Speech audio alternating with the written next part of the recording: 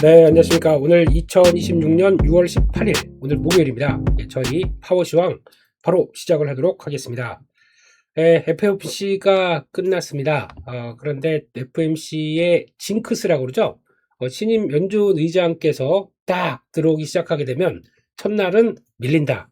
이게 뭐 통계상으로는 뭐 그냥 유의미하다 뭐 그러면서 얘기를 했었는데, 결국에는 그 회복력은 뭐 첫날은 그렇지만 뭐 그 다음에 회복력은 그때그때 시장에 따라 달라요. 얘기를 하는데, 뭐 그 단순하게 이 뉴스를 가지고 뭐 오늘 밀렸다라는 걸 가지고 심각하게 생각해야 될지, 아니면 그냥 가던 길 쪽에서 약간 또 매물소하고 가는지, 요거는 좀 더 체크를 해야 되겠습니다만, 지금부터는 매크로가 중요합니다. 매크로 쪽들이 또 생각보다 좀 빠르게 강하게 반영을 해서, 그러니까 지금 달러가 강세로 갔고요. 거기다가 금리가 생각보다 쉽게 안 빠진다라는 쪽들로 봤을 때는 요게 또 다시 한번 시장을 살짝 고민하게 만드는 장세가 될 것 같다. 그렇게 봐야 될 것 같습니다. 그럼에도 불구하고 네, 기승전 반도체, 반도체는 여전히 세다. 이런 쪽으로 미국 시장을 살짝 정리를 할 수 있을 것 같고요. 나스닥도 일단 흐름을 보게 되면 지금 밀렸는데 요 갭 나온 자리를 좀 정리된 것뿐입니다. 그러니까 미국에서 미국과 이란의 합의로 인해서 한번 훅 들어갔던 게 살짝 이제 정리가 되면서 갭은 다 메꿨습니다. 그러면 지금 이 자리 26,000선이 강력한 지지권입니다. 요거 이탈하게 되면 요 자리 있죠? 여기 또 내려올 수 있어요. 25,000원대. 그러니까 지금은 지지 딱 하고 바로 내일이 근데 옵션 만기인 선물 옵션 동시 만기일인데 미국 시장이요. 네, 그래서 그런 거 미리 물량하고 소화가 됐다고 하게 되면 바로 추세 강화시키려고 하게 되면 내일은 이제 양봉으로 딱 붙어야 됩니다.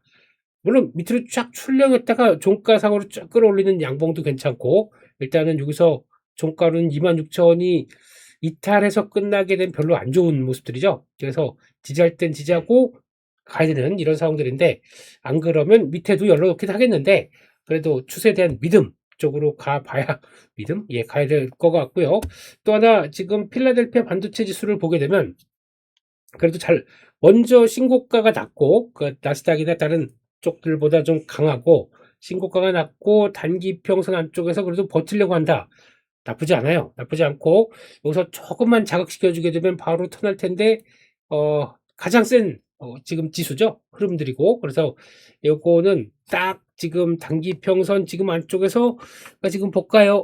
지금 13,500 그러니까 이탈 살짝 했는데 13,300만 이탈하지 않게 되면 잘 지지받고 턴할 수 있겠다라는 쪽으로 봐서 그 정도 그나마 필반이 여기서 지켜주게 되면 괜찮은데라는 생각으로 보고 있습니다. 그래서 반도체는 다른 거에 비해서 위치상도 그렇고요. 다른 것들은 다 여기 뭐 나스닥도 그렇고 대부분의 지수는 거기 와 있는데 잘 버틴다라는 쪽에서 그렇게 포인트를 맞추고 보도록 하겠습니다. 거기서 일단 지금 나왔던 미국 시장의 동향들을 한번 쭉 정리를 해보고 말씀을 드리게 되면요. 일단 지금 미국 시장에서는 제가 좀 걱정하는, 고민하고 있는 쪽들은 이런 쪽들이죠. 달러가 100대를 훌쩍 넘었습니다. 이번에 솔직히 모르겠습니다. 이 FOMC 회의에서 케빈 허시 의장 얘기하는 것과 쭉 들어보게 되면 시간도 많이 단축됐고, 그러니까 약간 소통을 좀 줄이려는 의도는 나온 것 같아요. 근데 그걸 가지고 시장은 좀 더 불확실하다? 이렇게 해석을 하는 것 같아요.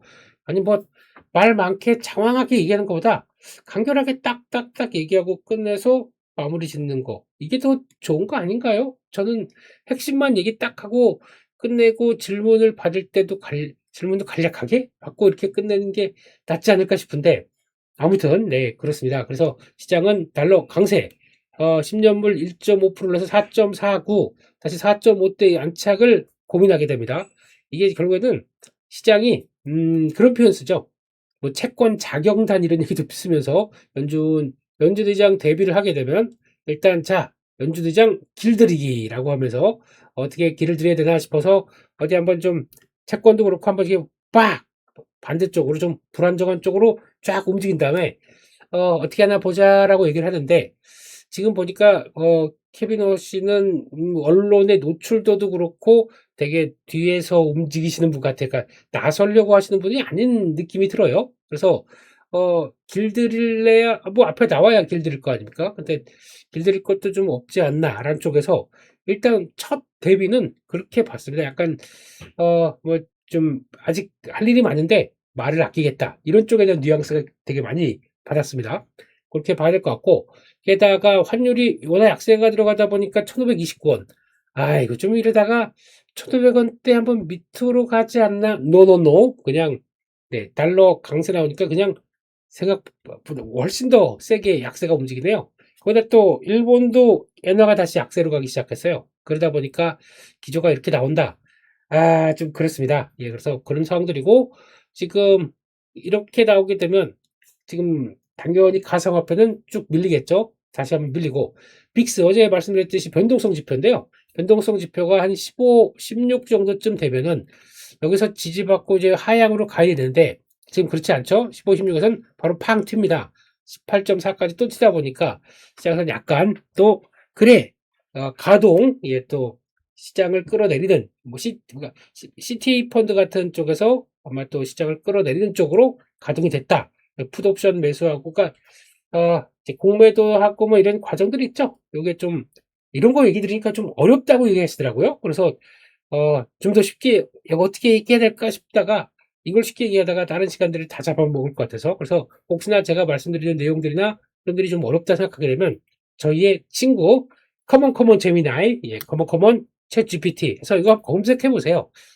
저게 내가 초보고 잘 모르겠는데, 그런데 이거를 좀 알겠는데 무슨 소리인지 모르겠다 그러면 바로 옆에다 띄워서 검색하면서 같이 보셔도 됩니다. 네, 이런 얘기는 예전에도 한 번쯤 다 살짝 설명을 드렸고, 이어지는데 이제 결과론 쪽만 얘기하다 보니까 좀 어려우실 수는 있어요. 네, 그래서 그러면 아하, 이해가 되실 겁니다. 그래서 이런 거 너무 자세하게 얘기해 드리는 거 좋죠. 근데 지금 시간상 아침에는 또 이런 거 저런 거 얘기를 많이 해야 될 수밖에 없기 때문에 잠깐 좀 양해를 부탁드린다라고 봐야 될 것 같고요. 그나마 유가는 빠졌습니다.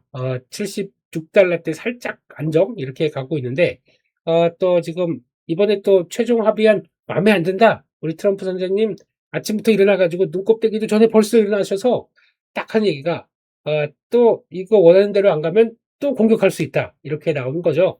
그래서 자꾸 또 뭔가가 마음에 안 들어서 그걸 계속 또 푸시를 하시는 것 같은데, 아무튼 그런 상황들이고, 원자재 쪽들도 다 밀렸다라는 쪽으로 보게 되면, 일단 시장 분위기는 매크로가 뛰다 보니까 거기서 지금 여러 가지 부담감을 좀 보여줬다. 이게 핵심인 것 같습니다.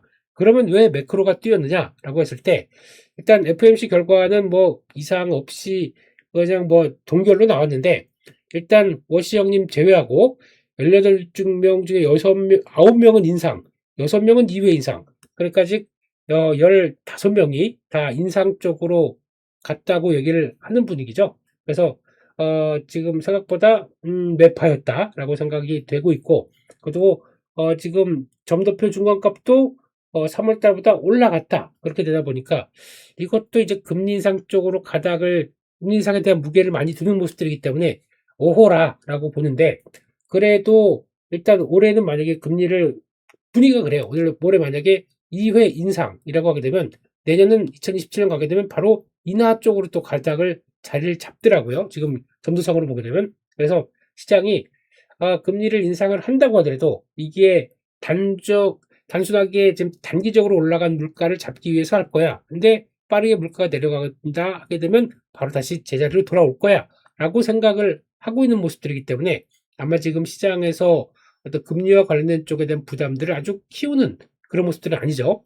그런 쪽에서 성장률도 약간 2.4에서 2.2로 하향시켰고, 실업률은 살짝 내리다 보니까 고용은 안정되어 있는데 성장은 살짝 주는 쪽으로 얘기를 합니다. 그래서 PC가 이제 물가 관련된 쪽들이 지금 올해는 3.6, 내년은 2.3. 그러니까 올해는 3.6, 3% 이상까지 올라가는 거, 이거는 견제해야겠다라고 하다 보니까 금리를 인상을 지금 시키는 과정으로 봐야 될 것 같죠. 그렇기 때문에 그런 과정, 그리고 또 혹시나 만약에 하게 되면 예, 그런 과정.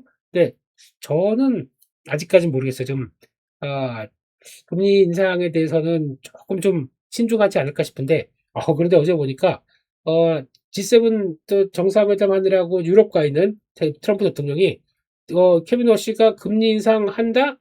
난 상관 안 해. 예. 그래도 찬성. 이렇게 바꿔오더라고요. 아주 대범한 인물처럼. 네. 금리 인하 그렇게 파월 의장한테는 주장해 놓고 본인이 지명한 케빈 오씨가 금리 인상한다고? I don't care. 뭐 이런 식으로 그렇게 가더라고요. 그래서 이건 또 뭔가, 예, 그래서 시장에서 그것도, 트럼프 대통령이 용인하는 거 아니야? 뭐 이런 식으로 나가다 보니까 그런데 그냥 그거는 말 뉘앙스에서 그냥 뭐 케빈 오씨 의장을 좀 실어주려고 하는 게 아닐까 싶어서 이제 그렇게 보고 있고요. 그렇습니다. 그런 쪽이고, 결론은 일단 지금 오씨 의장 기자회견과 함께 딱 보게 되면 물가 안정을 자주 언급했다. 이것 때문에 약간 좀 매파적인 게 아니냐라고 좀 해석을 할 수 있을 것 같고, 나머지는 거의 비슷한데, 일단 이게 핵심인 것 같습니다. 별표치 어떤 소통을 축소하겠다. 그런 쪽들. 그리고 또 연준 개혁을 위해서 TF를 출범하겠다. 그런 쪽들. 실시간 데이터를 중요하겠다. 그러니까 연준 데이터가 아니라 민간 데이터까지도 갖다 쓰면서 실시간으로 반영해서 그거를 금리 결정에 여러 가지 활용하겠다. 그런 쪽들도 좀 특이한 것 같고요. 예전에는 연준에 대한 고고한 위치가 있기 때문에 다른 걸 차용을 잘 안 했습니다. 근데 우리께 중요하다. 베이지북하고 연결되는 이런 걸 많이 봤었는데 이거는 그러면 조금 더 열린 자세라고 볼 수 있겠죠. 물가 안정을 강화를 시사했다. 요게 핵심인 것 같습니다. 그래서 일단 소통을 축소한다는 거에 대해서 그리고 또 개혁을 위한 TF를 출범한다는 거에 대해서 요게 불확실성으로 남아 있을 수밖에 없겠죠. 그래서 요게 가장 앞으로 봐야 될 현상이 아닐까 싶은데 그렇게 되면은 막 어떤 시스템 리스크나 뭐 안 좋은 부정적인 이슈가 딱 발생했을 때 연준이 그러면 예전처럼 뭐 적극적으로 나서서 뭐 소방수 역할을 하면서 막 이어지는 게 아니라고 하게 되면 그런 거에 대한 불안감이 있는 거죠. 좀 늦게 대응하지 않을까? 생각보다 무슨 사건이 발생했는데 그에 걸맞는 대응을 못하는 거 아닐까라고 하게 되면 그게 좀 불확실할 성이다라고 봐야 될 것 같습니다. 그 정도라면 보고 첫 데뷔는 그랬다. 시작은 항상 연주대장 데뷔할 때 좀 부정적으로 좀 걱정하면서 본다. 그게 맞는 것 같습니다. 그럴 것 같은데 뭐 모건 스탠리는 매파적으로 보이지만 결국 금리 내릴 것. 뭐 물가 안정하게 되면 당연히 금리 내린다. 이런 쪽으로 보는 게 맞겠죠. 그렇게 봐야 될 것 같고 뭐 그냥 그렇게 보고요. 그리고 또 지금 보게 되면은 또 본인이 한 얘기를 또 다 뒤집고 계세요. 트럼프 대통령은 어, 마음에 들지 않으면 폭탄 투하할 것이다. 재건 3천억 달러 펀드 거짓이다. 뭐 이런 거 즉각 제재 해지 거짓이다. 이거 본인이 하신 얘기 아닌가요? 네, 근데 그래놓고 거짓이다. 네, 그냥 그렇게 넘어가겠습니다. 아직 정리가 좀 덜 됐구나라고 봐야 될 것 같고요. 그런데 지금 분위기는 어제 나왔던 얘기 중 제가 가장 눈에 띄는 거는 아랍에미리트가 어떤 얘기를 하냐면 호르무즈 해협 제로 시대를 열겠다. 그러니까 호르무즈 해협에 통과하는데 배를 그쪽으로 왔다 갔다 못 안 하게 하고 다른 경로를 찾겠다. 이게 어떻게 보면 재건이라고 생각합니다. 제가 보기에는. 그렇고 이런 쪽에서 호르무즈 해협 때문에 이것저것 다 지금 압박을 당한 중동 국가들은 다른 쪽에 대해서 좀 우회하는 항로, 우회하는 또 파이프라인 이쪽에 대해서 신경을 더 많이 쓸 것 같습니다. 이번에 하도 당했기 때문에 안 그러면 우리 밥줄이 끊긴다. 그럼 아주 필사적으로 하겠죠. 그런 관점으로 나오는데 그러면 이러는 잠깐만 우리 여기 앞에서 왔다 갔다 하는 배들 통행료 걷는다라고 했는데 통행료 걷는 사이에 다 거기 아유 돈 낸데 안 가. 딴 쪽으로 간다. 이러니 승질나겠죠. 승질나게 되면 일단 만약에 그러면 여기서 우회 통로라고 만든다 그러면 여기서 송요관 플랜트 이건 다시 생깁니다. 그러면 또 가스도 마찬가지고요. 그렇게 되면 또 다른 가스도 마찬가지고 원유도 마찬가지고 관련된 플랜트 이쪽에 대해서 또 설비 투자가 강화가 될 수밖에 없겠죠. 우리 걸 쓸진 모르겠습니다만 피팅 밸브 이런 것들. 그래서 어제 철강 쪽 강관 이런 게 움직인 것도 철관, 강관 그리고 피팅 밸브 움직인 것도 이런 현상에서 비롯됐다라고 봐야 될 것 같습니다. 그런데 말입니다. 이란이 승질이 나요. 잠깐 우리 차를 줄 서서 돈 내고 지나가세요라고 하는데 배가 안 와요. 아니 이것 봐라 니들이 거기다가 딴 주머니 찼어? 미사일 쏩니다. 그러면 또 방어가 안 돼 있으면은 미라에서 막 니네 거기 핑계 든 걸 거예요. 니네 미국 기지 갖고 있지? 거기다 빵 막 나간다. 그러면 미국 도와주세요 하려고 했더니 미국이 우리도 패트리어트 없는데 미안한데 쏘리라고 하게 되면 안 되지 않습니까? 그러면 당연히 무기 체계를 또 개선해야겠죠. 어떻게 될까요? 그러면은 네, 한국의 방산이 또 여기서 탄생하는 거죠. 방산이 형이 거기서 왜 나와? 그렇지 몰라도 다 지금 그렇게 준비를 하고 있다라고 하게 되면 이것도 앞으로 체크해야 될 얘기들. 그렇게 됐을 때 앞으로 지금 이런 쪽들은 이제 중동 쪽들은 조금 더 경랑에 빠질 수가 있기 때문에 그런 것들에 우리는 호재도 될 수 있겠다. 호재 준비하는 과정 쪽에서 성과를 낼 수 있겠다라고 봐야 될 것 같습니다. 그렇게 봐야 될 것 같고요. 거기다가 어제 보니까 종목들로 가보게 되면은 일단 스페이스X는 일단 하락했습니다. 그래서 $200 이상은 좀 부담이다 라고 보는데 한번 개인적으로는 조금 좀 밀려서 그러니까 줄줄줄 밀리는 게 아니라 이제 시가 부분 있죠. $150대 부분 안쪽까지 이렇게 갔다가 쭉 해서 그 정도까지 들어온다 그러면 매매를 한번 해볼까 고민 중입니다. 그래서 그렇게 보는데 일단 뭐 위로는 안쪽 차갈 거고요. 2, 3일 정도는 올라가는 건 당연한데 그렇게 본다라고 봐야 될 것 같고 어제 시장의 주역은 반도체였습니다. 그래서 인텔이 차세대 18AP 공정을 시범 생산 단계에 도달했다. 와우 하다 보니까 이게 또 필요한 거는 EUV 공정이래요. 그러면 EUV 공정에 또 강자 ASML 어제 주가가 쫙 올라갔죠 또. 그리고 또 어플라이드 머티리얼즈, 램 리서치 다 버티고 있다가 또 어제 조금 음봉이지만 다 올라갔습니다. 이게 뭘 얘기할까요? CT에서 대형 업체들, 그러니까 대형 장비 업체들 가지고는 장비주들 목표가를 일제히 다 상향시켰습니다. 어플라이드 머티리얼, 램 리서치 이런 분위기입니다. 왜 우리만 한가? 물론 그들은 프리미엄이 강하게 붙을 수 있는 독자적인 기술을 갖고 있는 상황들이기 때문에 그렇다라고 하지만 아니 우리도 삼성전자, SK 하이닉스 같은 걸출한 스타가 있는데 그와 걸맞고 그와 손잡고 한다. 그러면 뭐 그 정도까지는 아니라도 막 그 동참해야 되는 거 아닙니까? 이렇게 나오게 되면 오늘은 또 반도체 소부장 쪽들 특히 소부장 장비 쪽들 중심으로 또 약간 좀 턴하지 않나 이것도 한번 보셔야 될 것 같습니다. 그렇게 봐야 될 것 같고요. 그렇습니다. 그리고 또 UBS에서 지금 그 얘기했네요. 지정학적 리스크가 해소가 되게 되면 주목받는다. 건자재, 항공, 화학, 운송, 물류 이런 종목을 제시했다. 한쪽으로 건자재, 예, 그 건설 쪽, 당연히 건자재는 그쪽이죠. 재건 쪽이죠. 그래서 이렇게 들어온다. 화학도 요즘 분위기가 살짝 좋은데 우리는 그렇게 또 강하게 움직이진 않아요. 주도 섹터 될 정도는 아닌 것 같습니다. 여기서 그냥 틈새 종목의 특성을 보이는 것 같고 이게 주다라고 해서 그러니까 결국은 이게 트럼프 대통령의 합의 관련된 내용들을 참 뭐라고 그럴까요? 완전히 인지하고 뭐 이제 다 끝났어라고 또 섹터는 얘기를 안 하는 것 같습니다. 그렇습니다. 그렇게 봐야 될 것 같고요. 거기다가 이제 또 한국은 미국이 그러다 보니까 야간 선물이 1.4% 밀렸습니다. 어제 또 하이닉스가 좀 주도하면서 끌고 간 경향이 있기 때문에 오늘 반도체가 강했다고 하더라도 약간 고민이 좀 필요하지 않나 싶습니다. 벌써 종가상으로는 어제가 종가가 고가였어요. 그래서 이런 상황에서 저희가 많이 걱정하는 것들 싼 고가 만들고 이렇게 될까 봐 걱정을 싹 하는데 거기서 싼 고가가 되지 않으려면 오늘 같은 경우 중요한 지지권들 오늘 딱 보게 되면 지금 버텨야 될 선이 8666인데 아우 기분이 안 좋다. 예. 6자가 세. 예.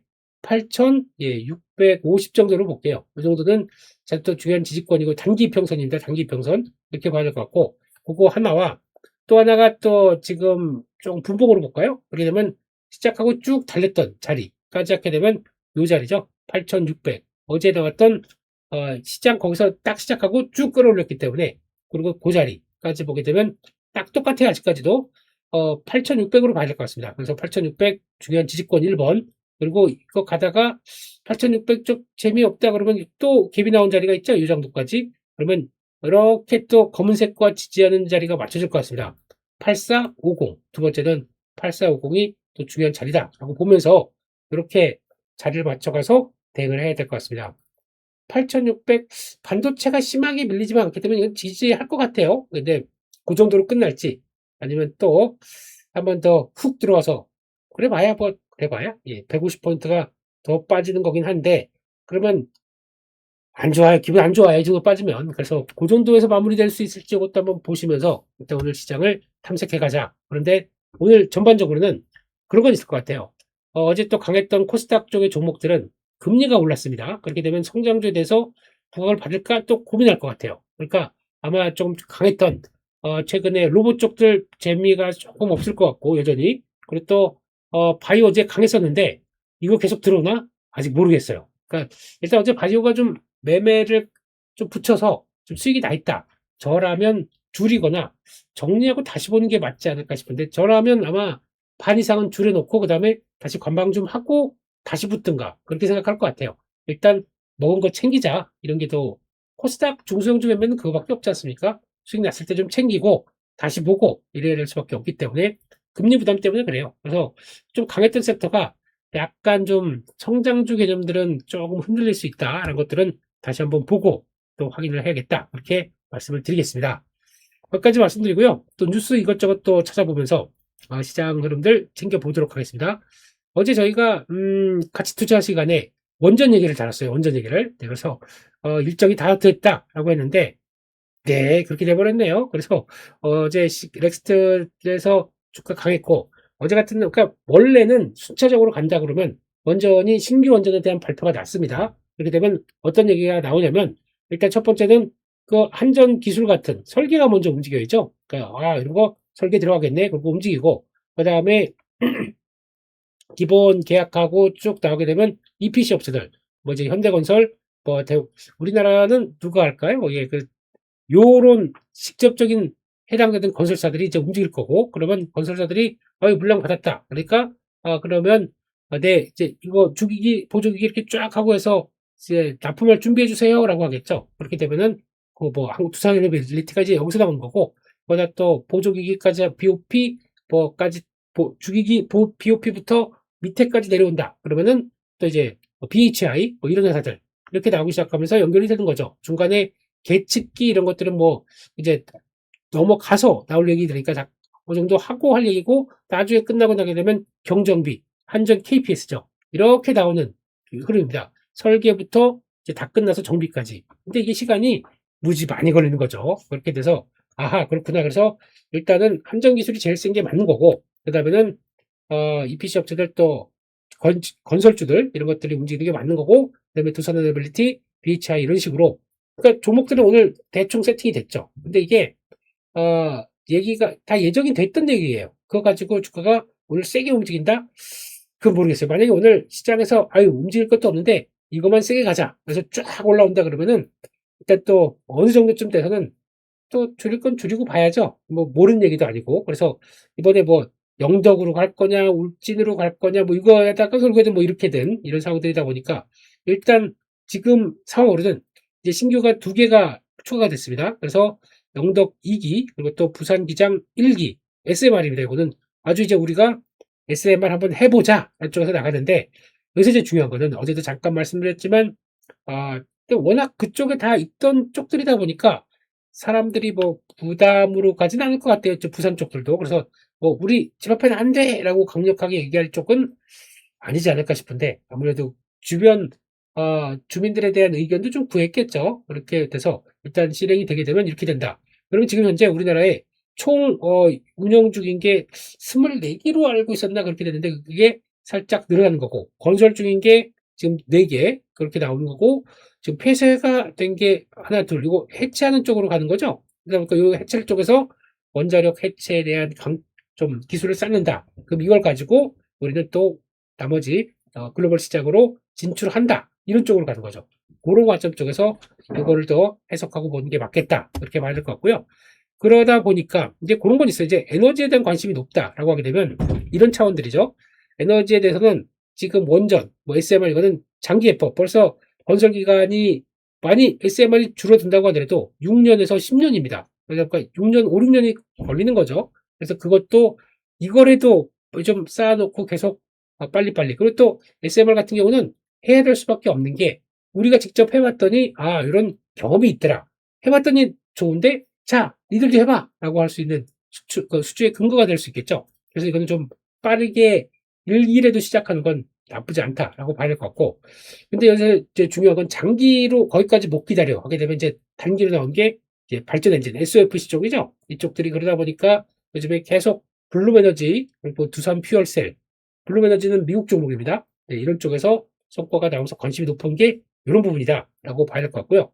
게다가 또 중간쯤에서 그래도 우리 그러니까 요 가동률도 같이 보셔야 될 것 같아요. 가동률도 일단 항상 80에서 100%까지 높은 가동률을 유지할 수 있다라고 하게 되 보니까 이게 가장 지금 어떤 높은 전력을 효율을 높게 생산을 할 수 있다고 보는 거죠. 근데 그래서 SOFC가 단기간에 설치할 수 있고 거기다 가동률도 꽤 높아요. 그러다 보니까 관심이 높은 게 현실이다라고 봐야 될 것 같고 이런 거 발견해서 너무 고마워 이런 쪽이죠. 그래서 이게 수주가 계속 되는지 보셔야 될 것 같고 중개법적으로는 효율은 좀 떨어져요. 가동률과 함께. 왜냐면 계속 가스터빈 돌리려고 하면 디젤 엔진이나 화석 연료가 필요하다는 관점 쪽에서 요거가 좀 아쉬운 거죠. 그러다 보니까 중개법 쪽은 맞는데 그래도 지금 가스터빈은 어떻게든 이거라도 안정적으로 해놓고 끌고 갈 수밖에 없습니다. 그러니까 요거만 중요하다. 무슨 SOFC만 중요하다. 아닙니다. 이거 해놓고 SOFC는 또 단가가 또 문제가 될 수도 있잖아요. 그렇기 때문에 이런 쪽에서도 또 다 보관해 놓고 보완하면서 점점 키워가는 게 맞겠죠. 또 태양광 풍력 같은 경우는 보완제 성격. 그래서 이게 그러니까 신재생 에너지 가지고 물론 이제 좋게 보시거나 여러 가지 긍정적으로 보면서 어떤 앞으로 대세다라고 보시면 될 것 같은데 핵심은 이겁니다. 효율이 떨어져요. 그러니까 단기간에 설치할 수 있고 이게 어떤 중요한 역할을 한다고 하더라도 이게 가동률을 보게 되면 총 효율상으로 보게 되면 20-30% 밖에 안 나오는 거를 이걸 막 지었다가 그 20-30% 가지고 오히려 더 많이 지어서 그거를 20-30%를 10개를 지어서 그 효율을 더 끌어올린다라고 할진 모르겠지만 네. 한 번에 뭐 계속 흐린 날이 일주일간 계속되고 뭐 비만 오는 날이 또 뭐 장마 기간이 온다. 그때는 망해버려요, 태양광 이런 것들은. 그러다 보니까 그런 관점 쪽에서도 같이 신재생 에너지는 또 약간 보완적인 성격이다. 이런 것들을 보면서 대응해야 될 것 같습니다. 그래서 개인적으로는 그렇게 완전 선호하지 않아요. 저는 개인적으로. 만약에 하게 되면 그나마 성과 나오는 OCI 홀딩스 정도가 낫지 않을까라고 보고 있는 상황들입니다. 이렇게 보고 있고요. 그리고 어제 나왔던 얘기인데, 요건 또 LG전자, LG는 누구만 방문하게 되면은 또 급등하는 종목이죠. 어제 보니까 스페이스X 실무진이 LG전자 연구동을 방문했다고 얘기를 하더라고요. 그래서 우주용 통신 모듈 관련된 기술을 살폈다. 통신 모듈이다 보니까 LG U 플러스 아닙니다. 통신 들어갔다 그거 아니고요. LG전자 쪽에서 개발했던 통신 모듈용 안테나까지 나오다 보니까 이거를 그러니까 거기 국산 그 위성에 들어가다 보니까 그렇다 그러면 관심이 좀 높아졌다라고 얘기를 하는 것 같은데 혹시나 또 납품 얘기가 나와서 움직인다 그러면 LG전자는 또 반응이 나올 수가 있겠죠. 이것도 그렇다 근데 젠스왕이 너무 컸어요. 그래서 일단은 약간 로봇 쪽에 대한 모습들이 가져간다 그러면 오늘 이런 뉴스로 반등을 쭉 하다가 책임을 나올 수 있습니다. 그건 좀 염두를 하셔야 될 것 같고요. 또 하나 또 LG가 다 얘기 들어오는데 일단은 네. LG노텍 관련된 지금 그런 거 많죠. LG노텍, 삼성전기 많이 올랐는데 지금에도 사도 돼요. 안쪽에 대해서 몇 가지 말씀을 드리게 되면 일단 LG노텍 같은 경우 데이터 센터용 기판입니다. 수요가 폭발해서 2030년 매출 1조 원을 목표로 하고 있다. 회사 측 얘기예요. 근데 이런 얘기. 글로벌 빅테크 고객사들로부터 장기 공급 계약 요청. 다시 보겠습니다. LTA 장기 공급 계약이 여기도 나옵니다. 모든 사이클 쪽에서 제조업체 쪽에서 장기로 공급 계약들이 큰 게 들어온다. 회사가 갑자기 딱 바뀌어버려요. 왜냐면 영업 비용들이 나올 게 있는데 그 이상으로 뭐가 큰 게 들어오고 여기다 플러스 알파가 계속 또 쌓인다. 실적이 어떻게 될까요? 영업 레버리지를 가장 강하게 가져갈 수밖에 없는 그런 구간이다. 그런 걸로 보게 되면 이게 그래서 중요하다라고 봐야 될 것 같고 작년 매출이 500억입니다. FCBJ가 2030년 최소 1조 원. 최소 이렇게 되기 시작하게 되면 회사가 안 되는 걸까요? 그렇게 되고 거기다가 2031년까지 매출 3조 원, 영업이익 1조 원. 잘 보시게 되면은 영업이익이 1조 원이 될 때 그러니까 마진이 얼마가 되는 걸까요? 30%, 33%가 되는 거죠. 거의 3분의 1이니까. 이렇게 나올 정도로 강한 마진을 보일 정도의 흐름들인데 2031년까지입니다. 그러니까 회사 측 전망이 그렇다고 해요. 그렇게 된다고 하게 되면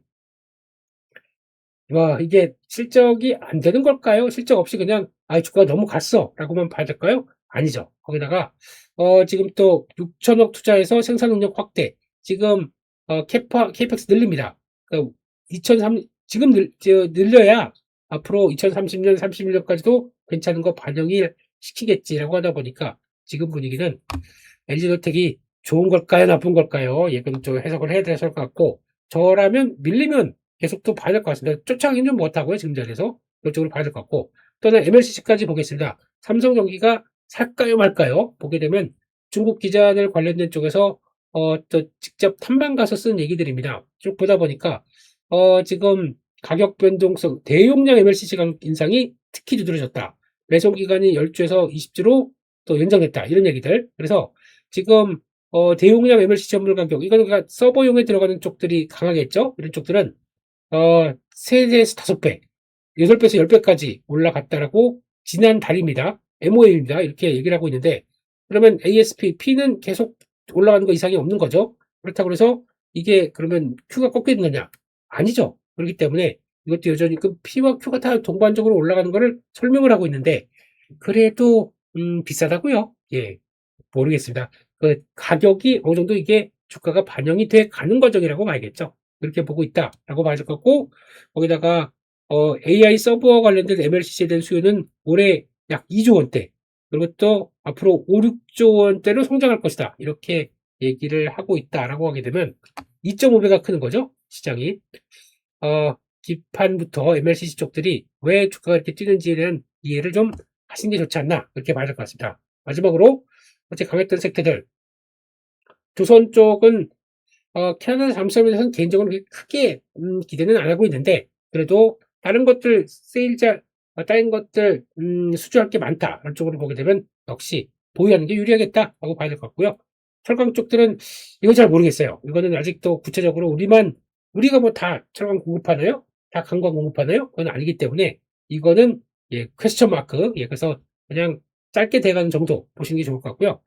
바이오도 이제 활성화 정책 수혜 나오고 바이오 USA까지 해서 쭉 기대를 하겠는데, 아쉽게도 또 금리 관련된 변수가 또 딱 대두되다 보니까 이게 그냥 오늘은 어제 급하게 좀 올랐기 때문에 차익 매물이 나올 수 있다. 그래서 단기로 보셨다라고 하게 되면 챙길 거 챙기는 게 좋겠다라고 보고, 여기까지 불렸는데 어떡하라고 라고 하게 되면 일단 조금 긴 호흡으로 보셔야겠죠.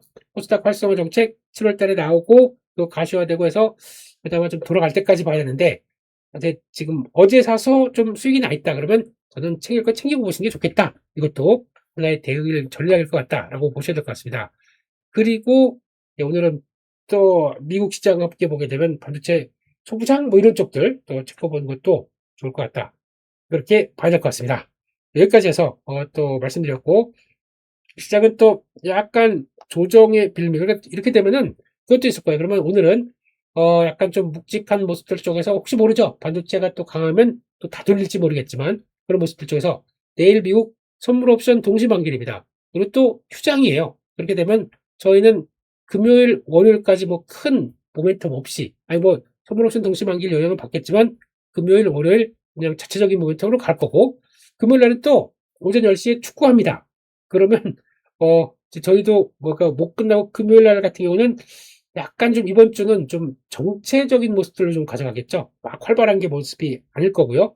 그런 정도로 좀 시장에서는 약간 또 그렇다고 막 푸시해서 막 올라가는 분위기도 아닐 거고, 그래서 약간 좀 묵직한 쪽으로 마감이 되겠구나, 좀 보는 그런 관점으로 봐야 될 것 같습니다. 여기까지 해서 말씀드렸고요. 예, 또 저는 7시 반, 또 내일 찾아뵙도록 하고요. 좋아요는 항상 여러분들의 사랑 너무 감사합니다. 네, 여기서 마치고요. 내일 뵙겠습니다. 감사합니다.